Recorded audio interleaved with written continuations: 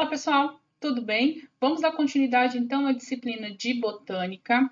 Hoje nós vamos abordar um outro grupo dentro da nossa classificação. Nós vamos falar sobre as plantas que possuem vasos condutores, mas que não possuem sementes, tá? São as traqueófitas sem semente, ou seja, as plantas vasculares sem sementes. Em alguns livros didáticos, essa classificação é chamada de pteridófita, só que hoje a gente já usa plantas de vasos condutores, com vasos condutores sem sementes, porque o filo Pteridófita faz parte desse grupo. Como a gente estuda do nível de complexidade mais simples para o mais complexo, hoje a gente vai abordar esse grupo. Tá? As atraqueófitas, que são aquelas plantas que não possuem vasos condutores, a gente já abordou nas aulas anteriores.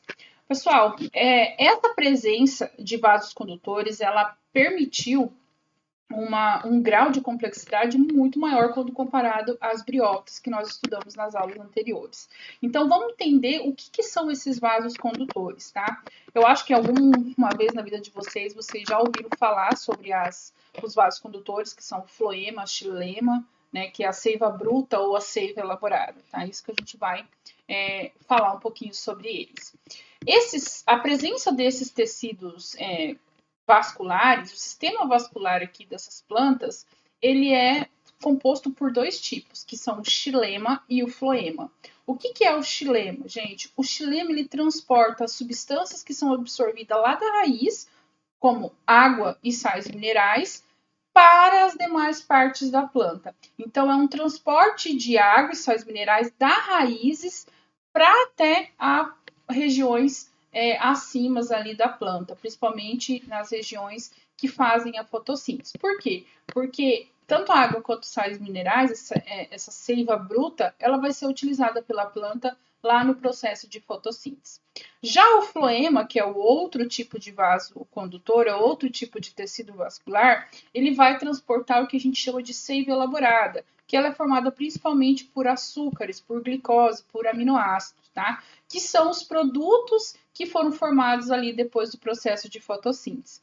A fotossíntese ela ocorre principalmente nas regiões aéreas, nas regiões de folhas, né? E a partir do momento que elas são produzidas, elas têm que ser transportadas para todas as células que faz parte daquele vegetal. Então, ela tem que ser conduzida para as áreas para onde as substâncias serão utilizadas, tá? Principalmente a raiz. Então, o floema ela conduz essa seiva elaborada de cima para baixo e o xilema conduz a seiva bruta de baixo para cima, tá bom?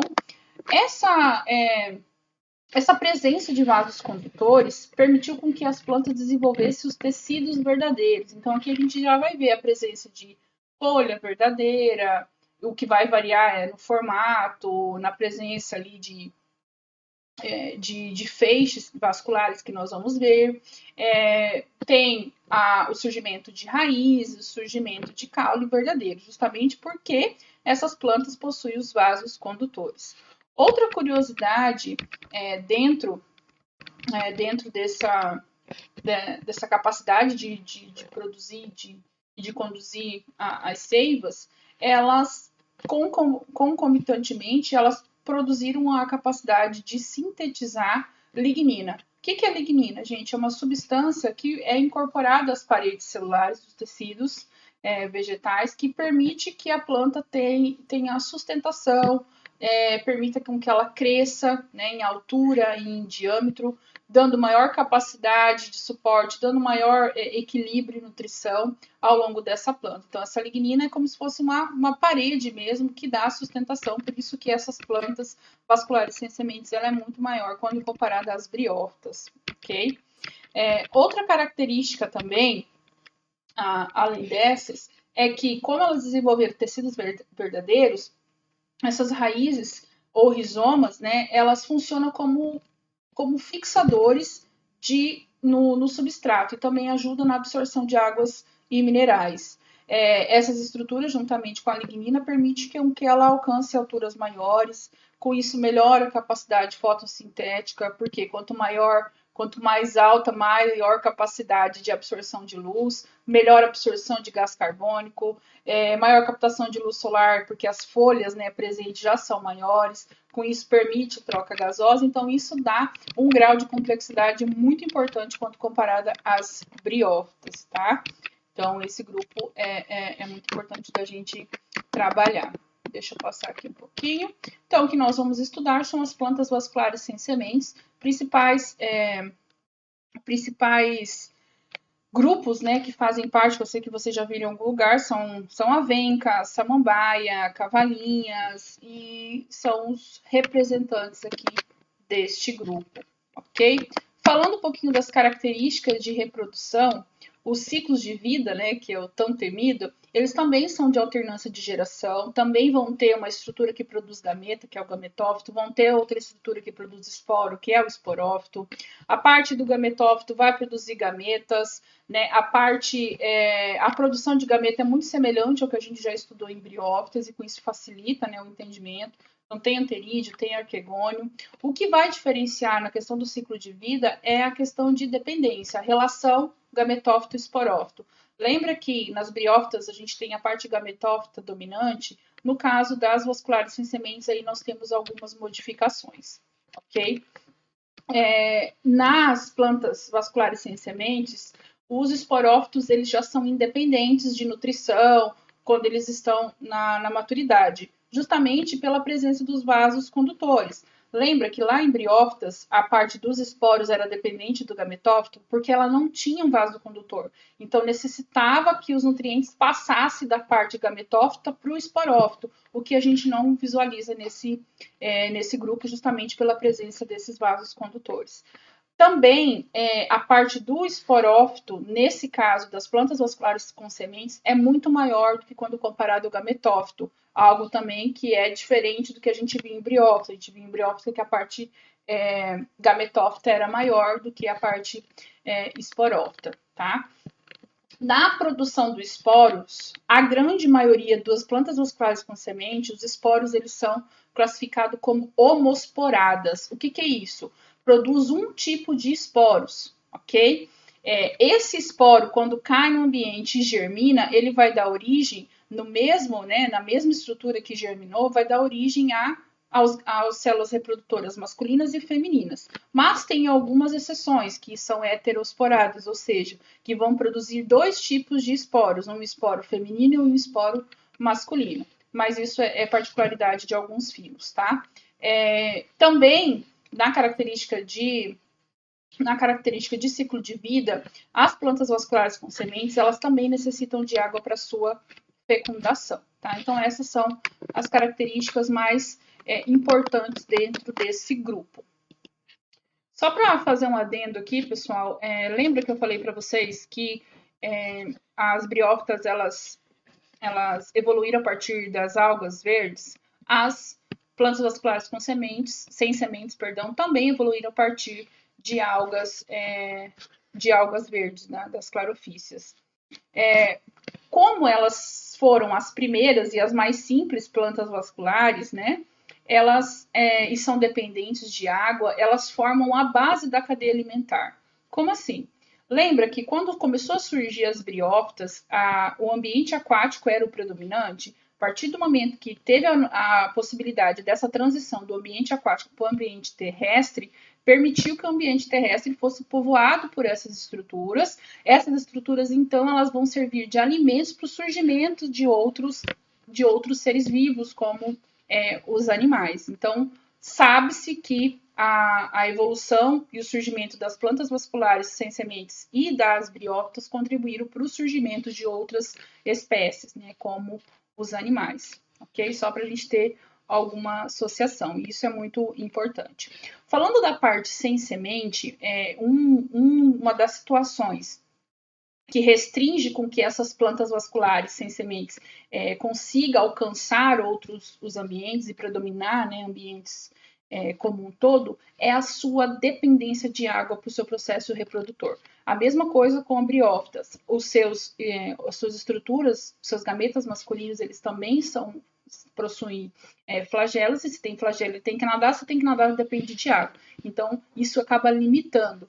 Outra situação que limita também o desenvolvimento, né, e que essa planta fosse dos maiores representantes dentro de todos os vegetais, é que os seus embriões eles não são protegidos, eles não têm semente, então eles ficam suscetíveis à predação, né, a servir de alimentos, então não garante um sucesso reprodutivo. Então essas são umas características importantes da gente considerar aqui das plantas vasculares sem sementes. Então deixei aqui com umas características gerais para vocês tirarem um print, tá? E também deixei vou passar o próximo slide, que eu também coloquei aqui as características gerais do ciclo de vida da parte reprodutora. Agora esse slide é da parte de reprodução, tá? Então aqui vocês podem tirar em prints. Beleza?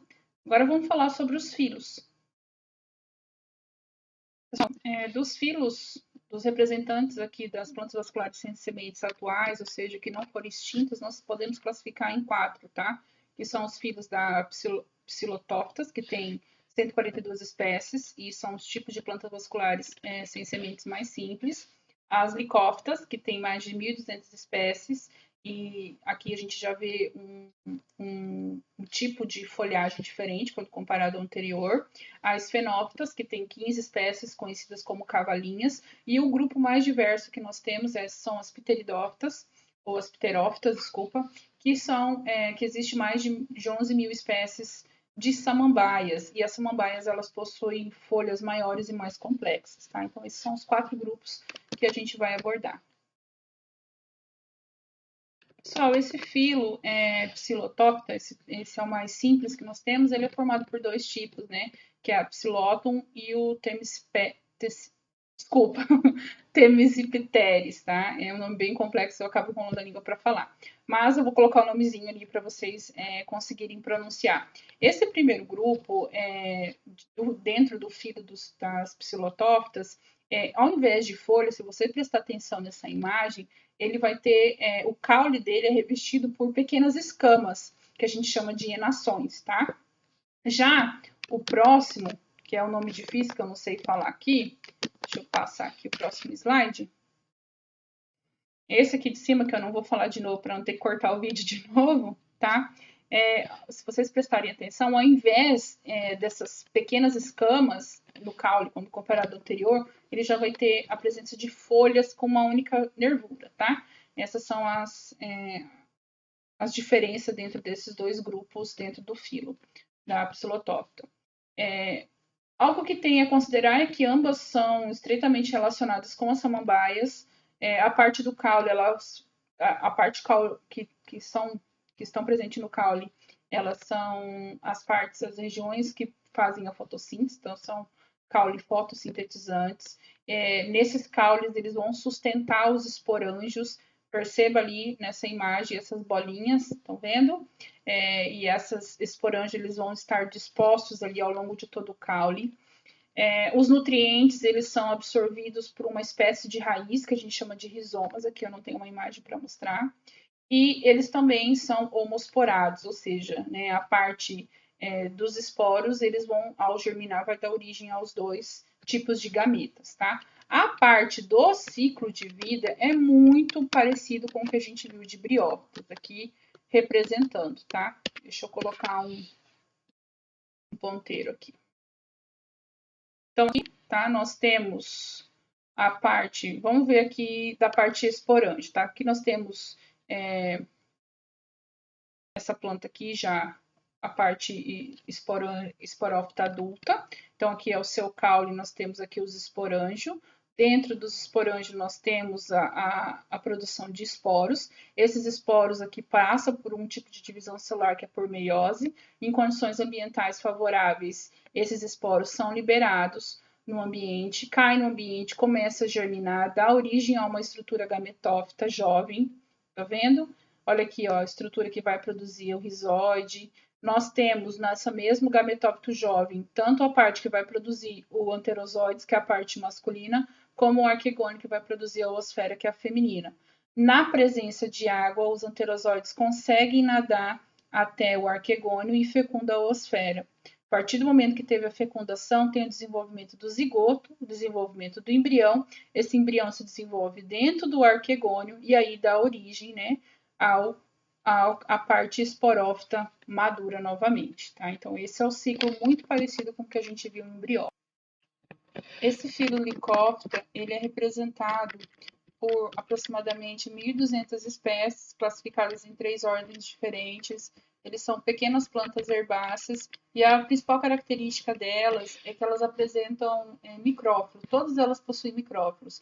O que são isso, gente? Presta atenção ali nas estruturas foliares. As folhas, elas apresentam um único órgão, um único cordão ali de sistema condutor, ou chamado de feixe ou traço vascular, tá? Então, começa a ramificar esses traços vasculares ali. Essa é uma característica. Micro, tá, vem de pequeno, filo vem de folhas, então são pequenas folhas ali. O ciclo de vida é muito similar ao que a gente viu anteriormente.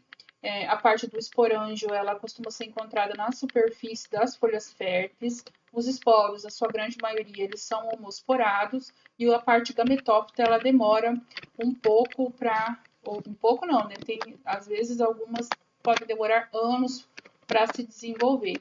Vou passar um slide aqui que mostra o que seria esse traço vascular. Aqui nós temos, né, representando a folha, né, o micrófilo, e aqui nós temos uma ramificação, tá vendo? Apenas um traço aqui, ok? Deixa eu passar para o próximo filo. Já esse filo Sphenopta, que é representado pelas cavalinhas, existe 15 espécies de plantas conhecidas como cavalinhas. Se vocês prestarem atenção nessa imagem, a parte de produtora de esporos, que é o esporófito, ele tem um caule cilíndrico e oco, tá? E a presença de micrófilos ali em cada, como se fosse cada nó, vai ter a presença dessas folhas pequenininhas, tá? Esses micrófilos, na grande maioria deles, apresentam uma superfície levemente áspera, porque tem cristas de sílica nas células epidérmicas, né, que fazem parte da constituição desse tecido vegetal. E sabe-se que, né, antigamente elas eram utilizadas muito para limpar panelas, né, justamente por essas cristas, por ela ter esse aspecto áspero, ela era utilizada como lixa vegetal. É utilizada hoje em dia ainda. O ciclo de vida, ele também é homosporado, só que os seus esporos, ele é agrupado formando um estróbilo, ou seja, como se fosse um agrupamento de vários esporângios, ok? Dentro do esporângio, os esporos, eles são cobertos por uma estrutura que a gente chama de aletérios. A gente já viu essa estrutura nas aulas anteriores, né? Que é como se fosse uma corda que ajudasse a espremer e a liberar esse esporo para poder germinar. Quando esse esporo ele é liberado, ele acaba germinando, se desenvolvendo em poucas semanas e, né, dando origem a uma estrutura gametófita que faz a fotossíntese. Tá? A partir do momento que tem essa produção de gameta, ela vai se desenvolver, ela vai ter o processo de fecundação e vai dar origem à parte esporófita novamente. Tá? Vou mostrar uma imagem da parte dos esporos. Então, essa imagem do estróbilo, que são vários esporângios, né? Dispostos aqui, agrupado, tá?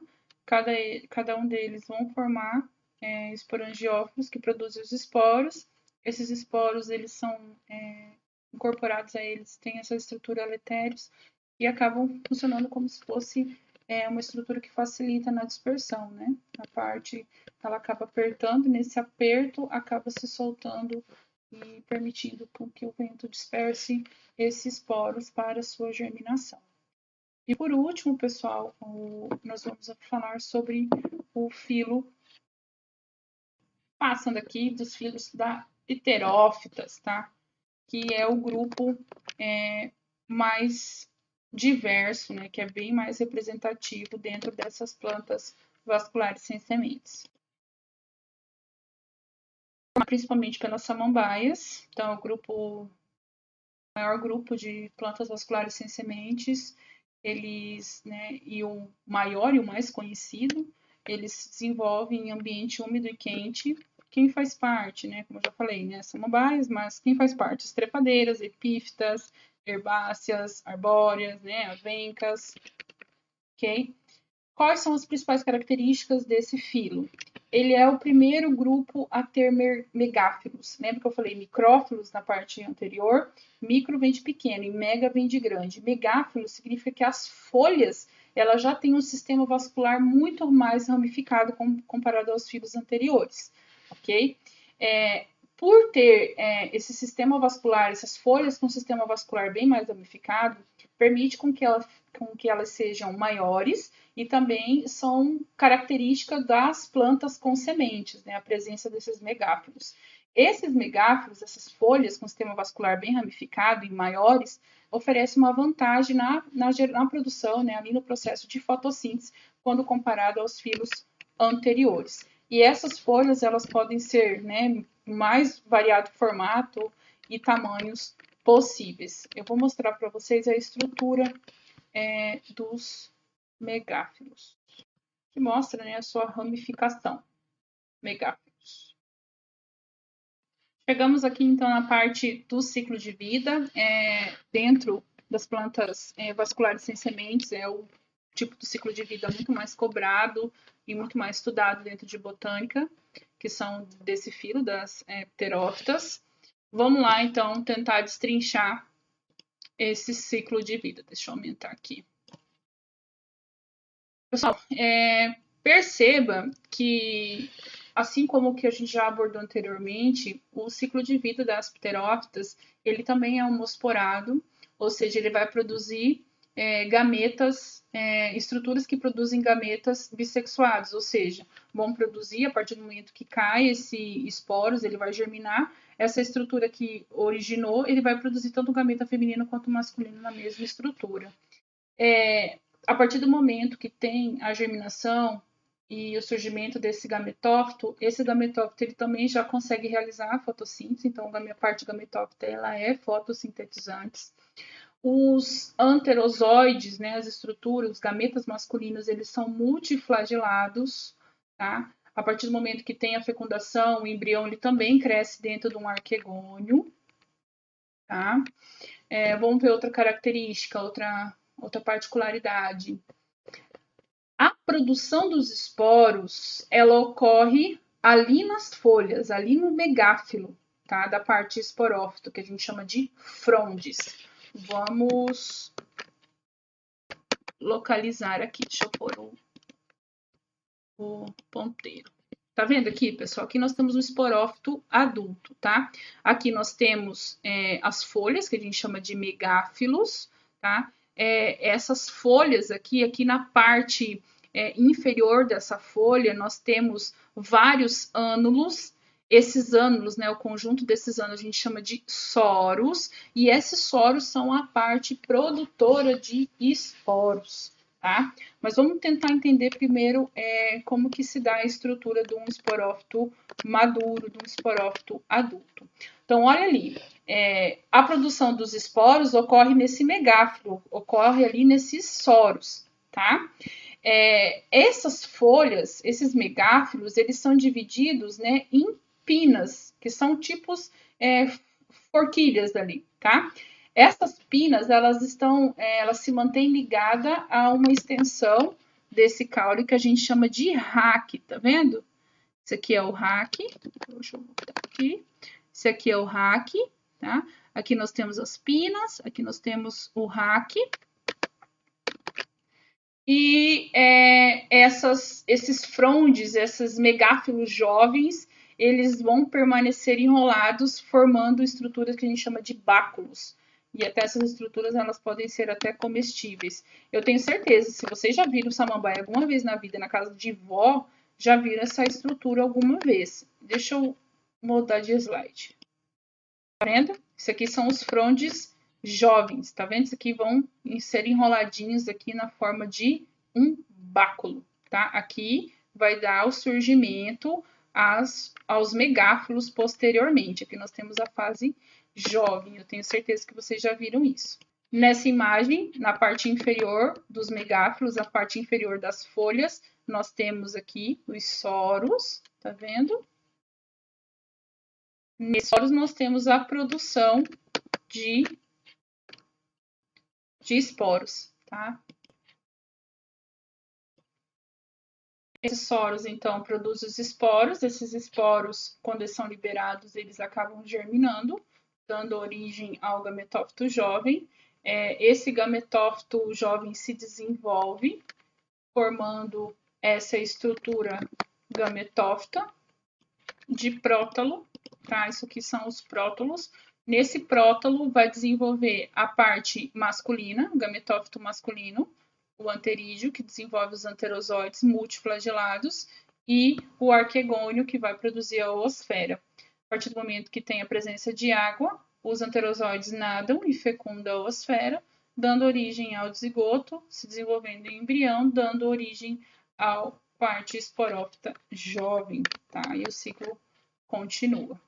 Pessoal, de plantas vasculares com sementes, sem sementes, é isso, tá? Qualquer dúvida vocês podem me chamar. Até mais.